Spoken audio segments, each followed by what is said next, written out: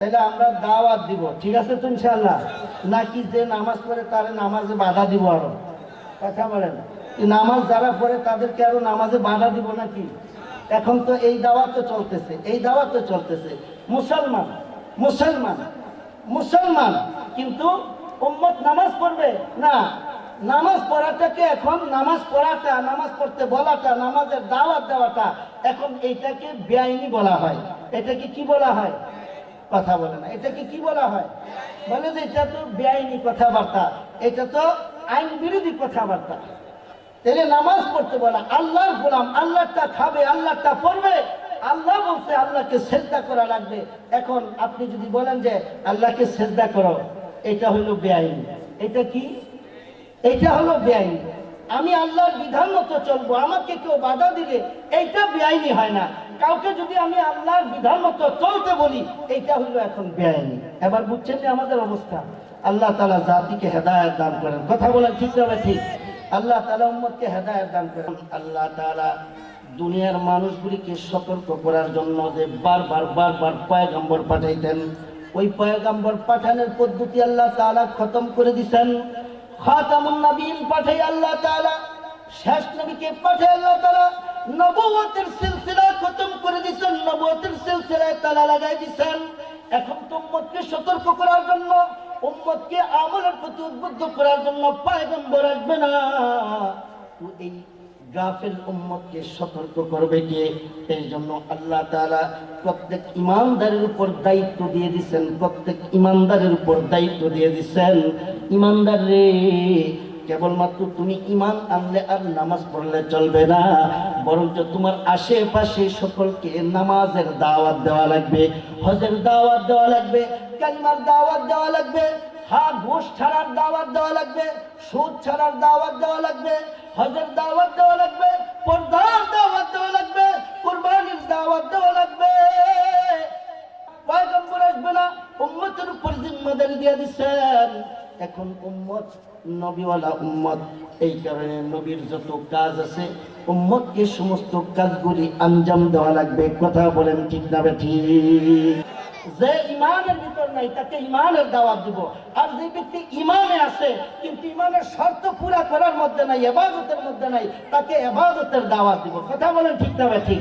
যেমন আমাদের দাওয়াত ও তাবলীগের ভাইরা, আমাদের দাওয়াত ও তাবলীগের ভাইরা আলহামদুলিল্লাহ মানুষের ঘরে ঘরে যায় আমাদেরকে এই ইমানি মেহনতের দাওয়াত দেয়, মানে ইমানের শর্তগুলি পুরা করার দাওয়াত দেয়। আমরা নামাজ পড়ি না, নামাজ কিভাবে পড়া লাগবে, নামাজ ছাড়া নাজাত মিলবে না। আমরা পর্দা করি না, তো পর্দা করা লাগবে। আমরা হালাল হারামের তমিজ করি না, হালাল হারামের তমিজ করা লাগবে এবং বেছে বেছে চলতে হবে। এই যে ইসলামমূলক সংশোধনমূলক দাওয়াত আমাদের দাওয়াত ও তাবলীগের ভাইরা দেয়। আলহামদুলিল্লাহ এখন তো বেঈমানদের কাছে ইমানি দাওয়াতের কার্যক্রম শুরু হয়ে গেছে। সকালে বলি আলহামদুলিল্লাহ। তাহলে দাওয়াত চলবে দুই পদ্ধতিতে। একটা হলো যারা ইমানদার না তাদেরকে ইমানের দাওয়াত দিব, আর যারা ইমানদার হয়ে গেছে কিন্তু আমলের মধ্যে নাই, ইমানের শর্তগুলি পুরা করার মধ্যে নাই, আমরা তাদেরকে ইমানি শর্ত পুরা করা তথা ইবাদত করার দাওয়াত দিব। ঠিক না ঠিক বলেন? ইমান আনাও ফরজ, ইমানের দাবি পূরণ করা মানে ইবাদত করা, যেগুলি আল্লাহ কোরআনের ভিতর বলেছেন, রাসূল সুন্নাহর মধ্যে বলেছেন, সেই ইবাদতগুলি করা ফরজ।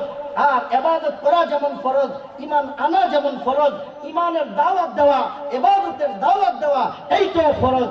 আওয়াজ দিয়ে বলেন ঠিক না ঠিক? দাবিগুলি, দাওয়াতগুলি, ইমানের শর্ত শরায়েতগুলি তাকে পুরা করা লাগবে। আওয়াজ দিয়ে বলেন ঠিক না ঠিক? 3 নম্বর গুনাহগুণ আল্লাহ তাআলা বলেন ওয়াতাওয়াসাউ বিল হক ওয়াতাওয়াসাউ বিস সবর। মালিক বলেন শুধুমাত্র কেবলমাত্র নিজে ঈমান আনছে আর নিজে ঈমানের দাবিগুলি পুরা করে, ঈমান আনছে নামাজ পড়ে, ঈমান আনছে রোজা রাখে, ঈমান আনছে হজ করে, যাকাত আদায় করে, মালিক বলবেন এতটুকুতে চলবে না, এতটুকুতে চলবে না। কেন চলবে না? কারণ আল্লাহ তাআলা দুনিয়ার মানুষগুলিকে সতর্ক করার জন্য যে বারবার বারবার পয়গম্বর পাঠাইতেন, ওই পয়গম্বর পাঠানোর পদ্ধতি আল্লাহ তাআলা খতম করে দিয়েছেন। খাতামুন নবীন পাঠাই আল্লাহ তাআলা, শেষ নবীকে পাঠিয়ে আল্লাহ তাআলা নবুয়তের সিলসিলা খতম করে দিয়েছেন, নবুয়তের সিলসিলায় তালা লাগাই দিয়েছেন। এখন তো উম্মতকে সতর্ক করার জন্য, উম্মতকে আমলের প্রতি উদ্বুদ্ধ করার জন্য পয়গম্বর আসবে না, তো এই গাফিল উম্মতকে সতর্ক করবে কে?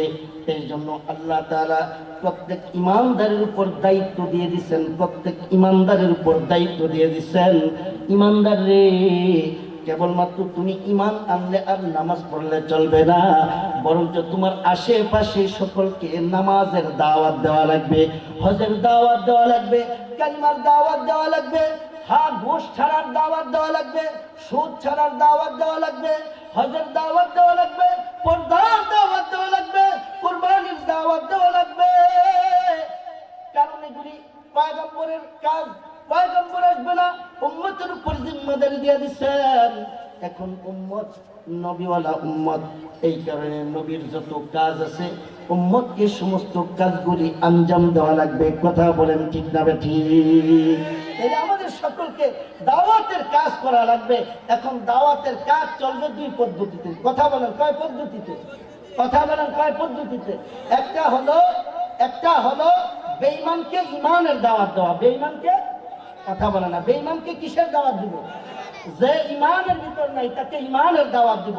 আর যে ব্যক্তি ইমানে আছে কিন্তু ইমানের শর্ত পুরা করার মধ্যে নাই, ইবাদতের মধ্যে নাই, তাকে ইবাদতের দাওয়াত দিব। কথা বলেন ঠিক না ঠিক? যেমন আমাদের দাওয়াত ও তাবলীগের ভাইরা, আমাদের দাওয়াত ও তাবলীগের ভাইরা আলহামদুলিল্লাহ মানুষের ঘরে ঘরে যায় আমাদেরকে এই ইমানি মেহনতের দাওয়াত দেয়, মানে ইমানের শর্তগুলি পুরা করার দাওয়াত দেয়। আমরা নামাজ পড়ি না, নামাজ কিভাবে পড়া লাগবে, নামাজ ছাড়া নাজাত মিলবে না। আমরা পর্দা করি না, তো পর্দা করা লাগবে। আমরা হালাল হারামের তমিজ করি না, হালাল হারামের তমিজ করা লাগবে এবং বেছে বেছে চলতে হবে। এই যে ইসলামমূলক সংশোধনমূলক দাওয়াত আমাদের দাওয়াত ও তাবলীগের ভাইরা দেয়। আলহামদুলিল্লাহ এখন তো বেঈমানদের কাছে ইমানি দাওয়াতের কার্যক্রম শুরু হয়ে গেছে।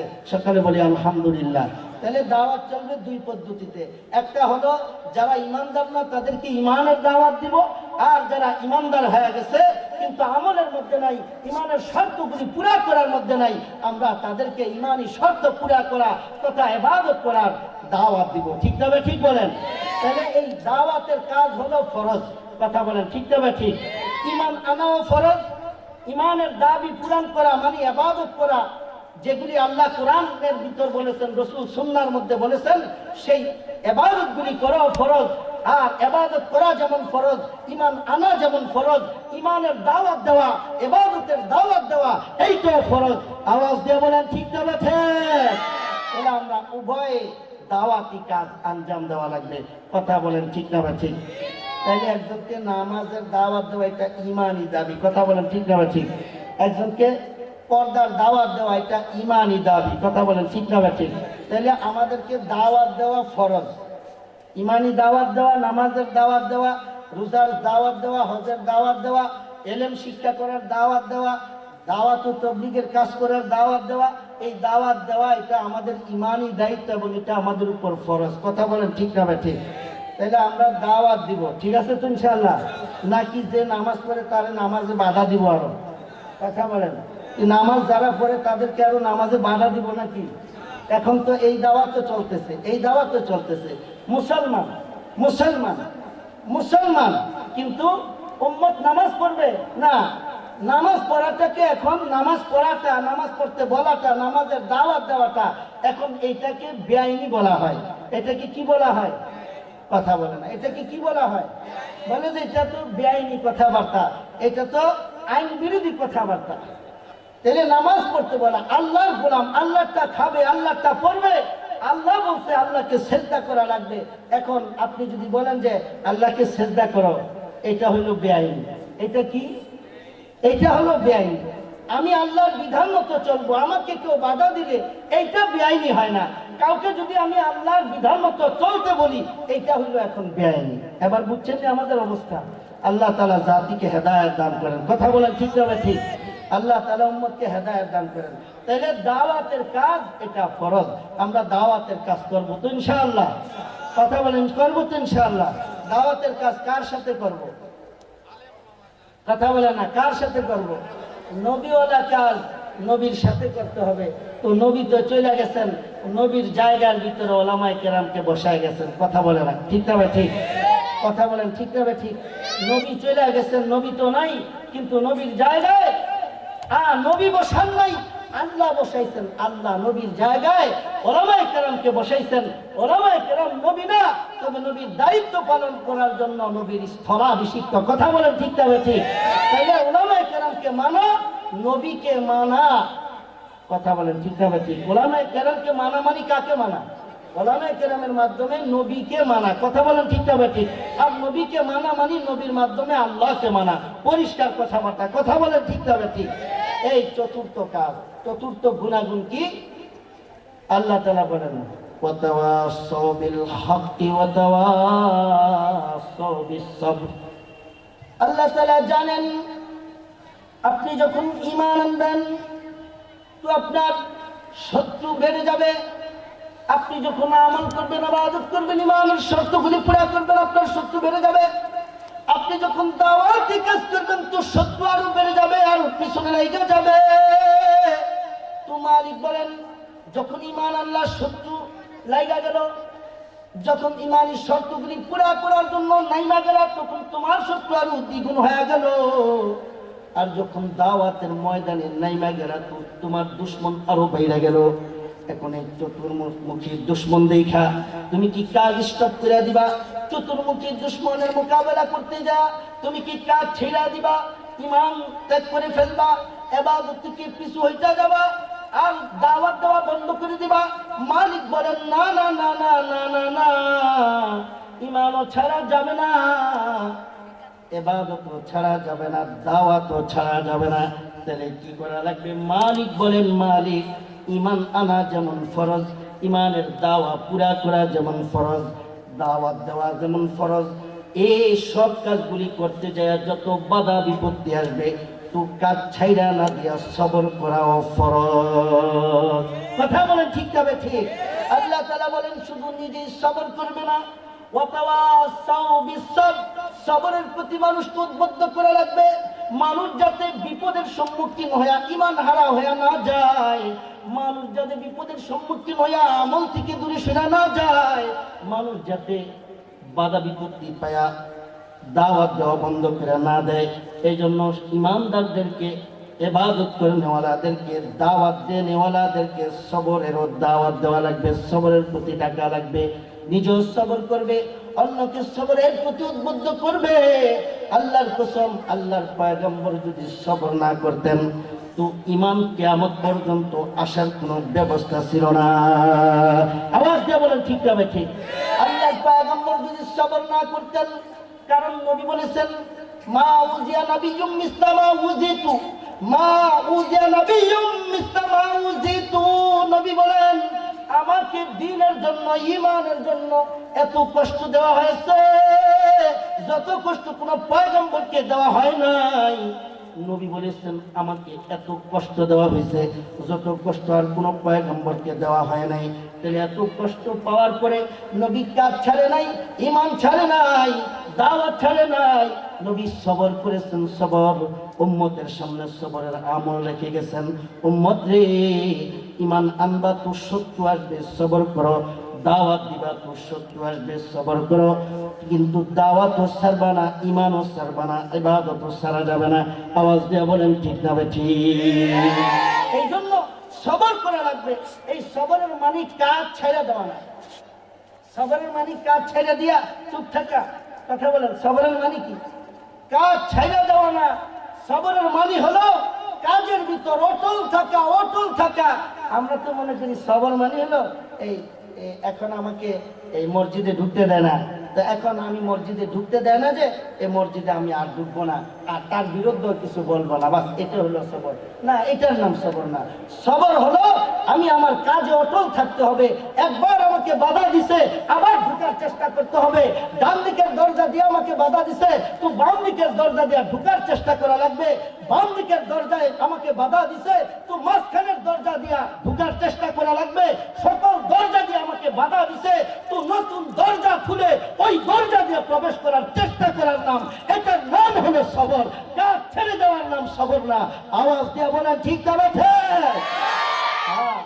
প্রয়োজনে নতুন রাস্তা তৈরি হবে, নতুন জানালা তৈরি হবে, নতুন দরওয়াজা তৈরি হবে, এরপরও কাজ ছাড়া যাবে না, কাজ থেকে পিছপা হওয়া যাবে না।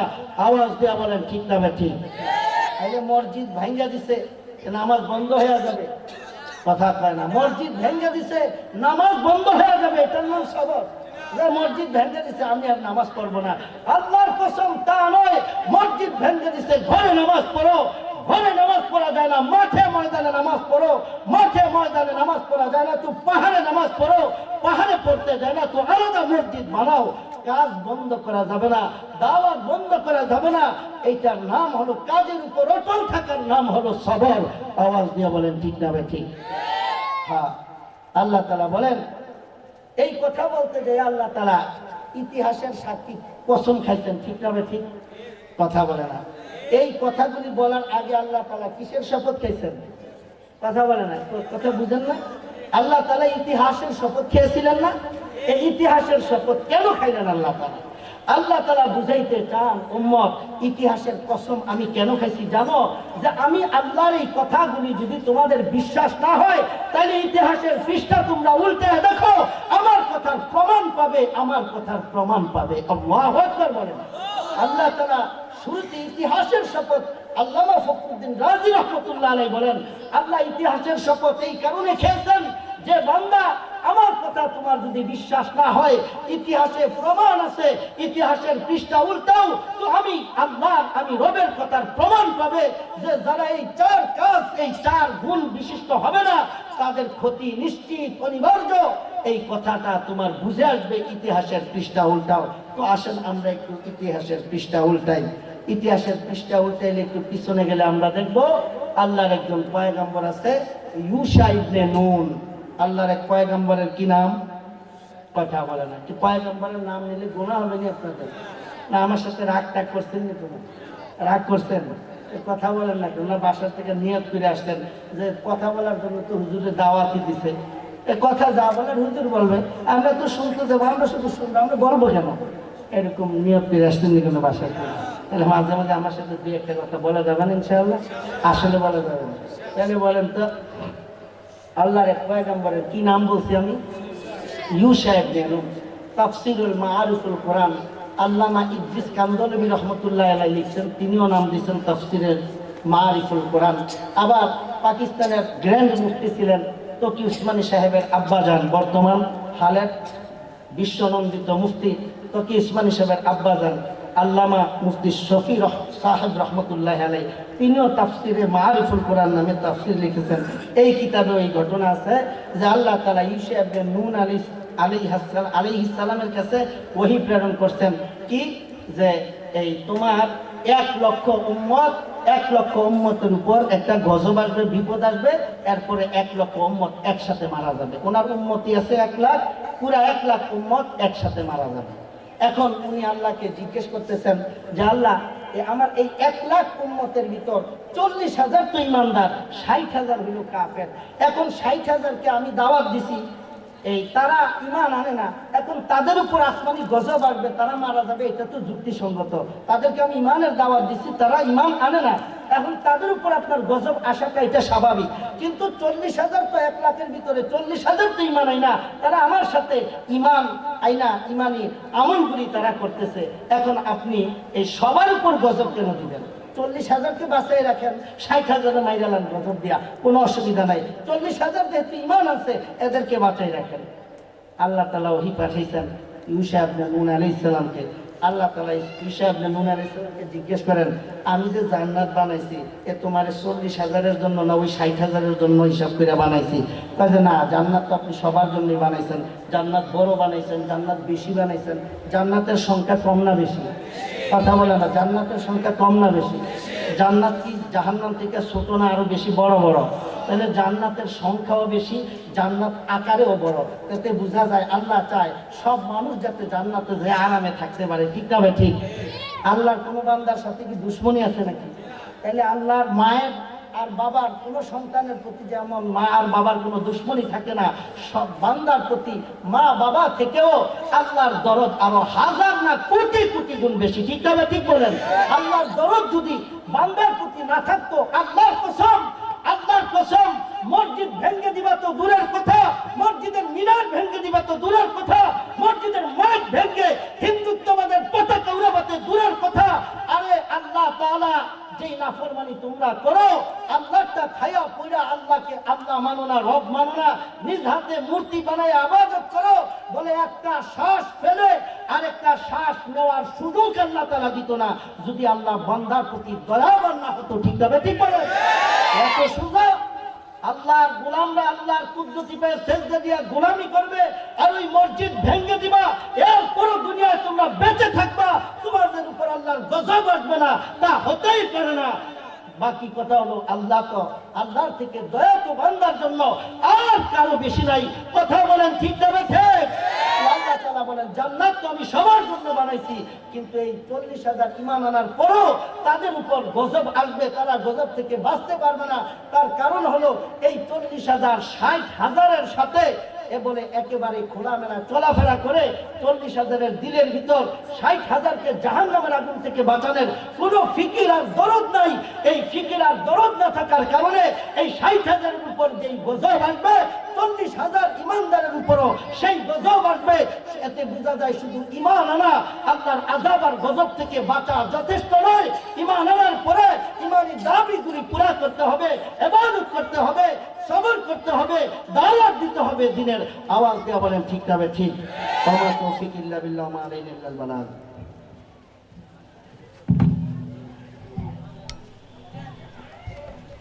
মাশাআল্লাহ।